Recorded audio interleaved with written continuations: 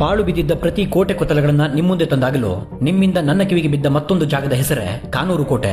ಈ ಕೋಟೆಯಲ್ಲಿ ಅಂತ ವಿಶೇಷವೇನಿದೆ, ಅದ್ಯಾವ ನಾನರಿಯದ ನಿಗೂಢತೆ ಅಡಗಿದೆ ಅಂತ ಒಂಥರ ನನ್ನ ಕನಸಿನ ಜಾಗವಾಗಿದ್ದ ಆ ಕೋಟೆಯನ್ನ ಹುಡುಕಿ ಹೊರಟೆ. ಶರಾವತಿ ಅಭಯಾರಣ್ಯದ ಹೃದಯ ಭಾಗದಲ್ಲಿ ಅಡಗಿದ್ದ ಈ ಜಾಗಕ್ಕೆ ಸಾಗೋ ಅಡವಿಯೊಳಗಿನ ನನ್ನ ಪ್ರಯಾಣ ರೋಮಾಂಚನಕಾರಿಯಾಗಿತ್ತು. ತಿರುವು ಮುರುವು ತುಂಬಿದ ಕಾಡಿನ ದಾರಿಯಲ್ಲಿ ತಾಸುಗಳ ಕಾಲ ಕ್ರಮಿಸಿದ ನಂತರ ಈ ಕೋಟೆಯ ಇರುವಿಕೆಯ ಸುಳಿವು ನೀಡೋ ದೈತ್ಯ ದ್ವಾರ ನನ್ನ ಎದುರಿಗಿತ್ತು. ಈ ಕೋಟೆಯ ರಹಸ್ಯ ಗುಹಾ ಮಾರ್ಗದ ಮೂಲಕ ಒಳಹೊಕ್ಕು ಅಳಿದೋದ ಇದರ ಕಥೆಗಳನ್ನ ಕೆದಕುತ್ತಾ ಹೋದಂತೆ ಪೋರ್ಚುಗೀಸರೊಂದಿಗೆ ಯುದ್ಧವನ್ನ ಮಾಡಿ ಅವರನ್ನ ಗೆದ್ದು ಅವರಿಂದಲೇ ಕರಿಮೆಣಸಿನ ರಾಣಿ ಅಂತ ಕರೆಸಿಕೊಂಡ 16ನೇ ಶತಮಾನದ ಜೈನ ರಾಣಿ ಚನ್ನಭೈರಾದೇವಿ ಕಟ್ಟಿದ ಕೋಟೆ ಅಂತ ಗೊತ್ತಾಗತ್ತೆ. ಕಾಳು ಮೆಣಸಿನ ರಫ್ತಿಗೆ ಹೆಸರುವಾಸಿಯಾಗಿ 54 ವರ್ಷ ಆಳಿದ ಭಾರತದ ಏಕೈಕ ರಾಣಿಯ ಅಧ್ಯಾಯ 1606ರ ಹೊತ್ತಿಗೆ ಮುಗಿದು ಹೋಗಿ ಕೆಳದಿ ಅರಸರ ಆಳ್ವಿಕೆ ಶುರುವಾಗುತ್ತೆ. ಸುತ್ತಲೂ ಕಣ್ಣಿಗೆ ಬಿದ್ದ ಕಲ್ಲಿನ ಗೋಡೆಗಳನ್ನ ನೋಡ್ತಾ ಒಳ ಹೋದಂತೆ ಅಲ್ಲಲ್ಲಿ ಕೋಟೆಯ ಅವಶೇಷಗಳು, ಪಿರಂಗಿಗಳು, ಸ್ನಾನಗೃಹಗಳು, ದೊಡ್ಡ ದೊಡ್ಡ ಕೆರೆಬಾವಿಗಳೇ ಕಾಣಿಸ್ತಾ ಹೋಗುತ್ತೆ.